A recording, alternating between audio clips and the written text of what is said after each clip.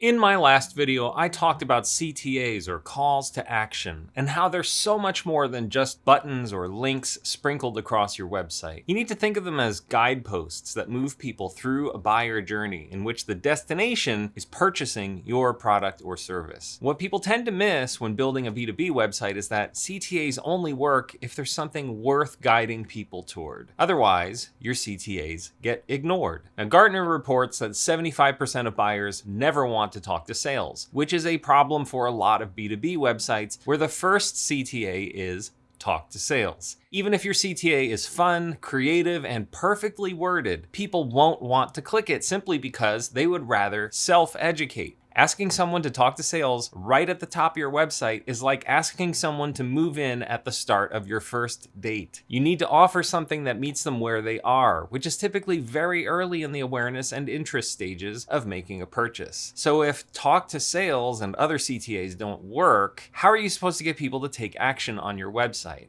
Thankfully, that's actually pretty easily. If you've ever seen the movie What About Bob, you'll remember Bill Murray learns to take baby steps toward his goals, so he doesn't get overwhelmed by the bigger picture. I call my baby step solution to this a content stack. Now, if you've watched some of my older videos on this channel, you might remember me talking about minimally viable product content, or MVPC. That was a mouthful, so I've renamed it to content stack. And it's essentially the same thing, but a content stack is more ordered and intentional than the MVPC. Now, a content stack is the structured, related set of assets that are tied together by CTAs. If you think of your website as a funnel, the content stack is the road and the CTA is the navigation steps that say go here and then go there and then finally you'll end up here. This content system is what allows someone to move from awareness to interest to decision without getting lost or losing interest. I use content stacks with my clients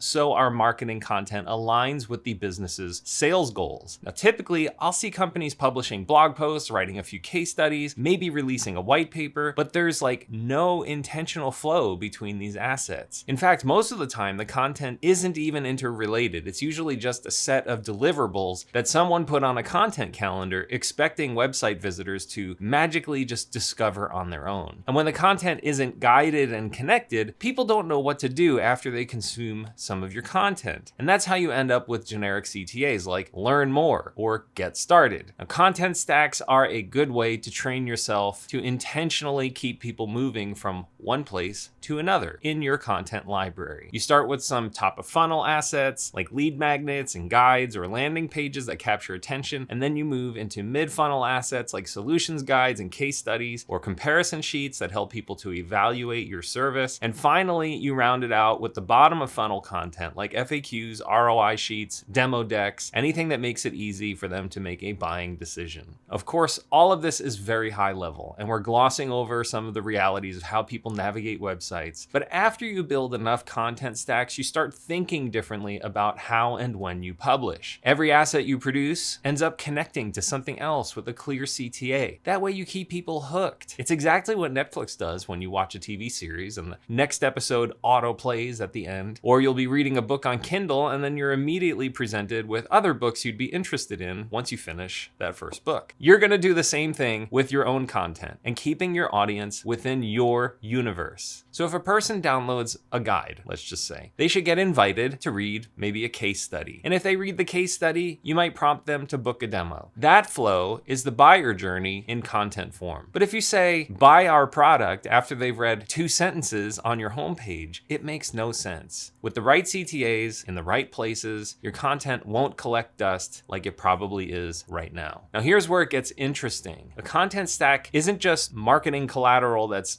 neatly arranged. It should act like a mirror of your sales process. So if you have trouble building a content stack, it's probably because your sales process isn't specific enough. You don't have any actionable steps that you repeat. So you can't build a content system because you just have a vague generic offer that's very impromptu. And this is where I've seen teams get stuck. They worry that narrowing their focus will limit the market and they won't get as many leads. I actually used to work for a company that was afraid to niche down because they were worried about getting fewer leads. We're addressing fewer people, so fewer people will be interested. But that's exactly what you want. Fewer leads that are higher quality. A content stack needs to communicate communicate a specific offer to a specific audience. That's what increases the likelihood of a sale. When somebody feels like you are speaking directly to them, they're more likely to buy. And you got to remember that you can't be everything to everyone. So your marketing has to be specific. Your sales assets have to be specific. Like if you're looking for, just say, a particular car, like a 1972 Alfa Romeo, you don't wander into the car dealership around the corner and say, hey, do you have a 1972 Alfa Romeo? You actually go to a specialist dealer who sells classic Italian cars. You want your buyers to think this way too. The more specific your content stack, the easier it is for the right people to recognize themselves in your flow and to follow the path that you've laid out. And when you're just starting out, you might only have 1 or 2 content stacks, and it will feel limiting at first, especially if you're used to speaking to anyone who could possibly be interested in buying from you. But after a few months, you'll have 8 or 10 of them, each mapped to a specific audience or a specific use case or a feature that you're trying to sell. And then suddenly you'll have real sales flexibility and marketing flexibility. You'll have multiple routes to the same destination, which is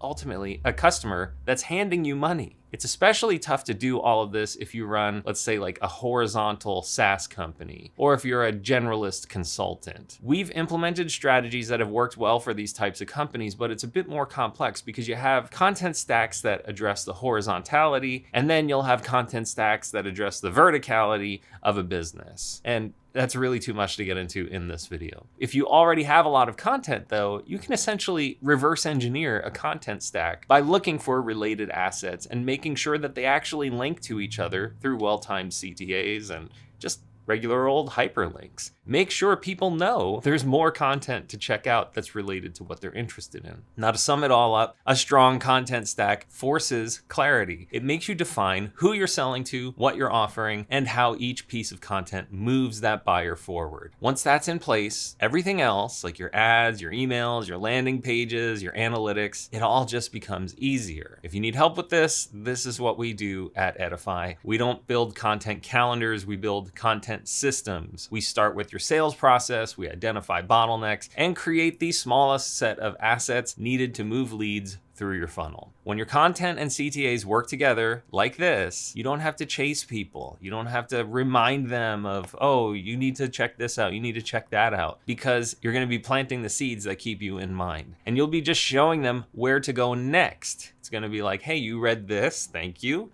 Now you want to read this, and then you'll want to read that, because this is all interconnected and it will move you through your self-education process. That is the difference between content that fills space and content that makes sales happen. If you want to hear a little more about this, I have another video that asks the question, is your website a funnel or a museum? So go check that out if you've got the time to.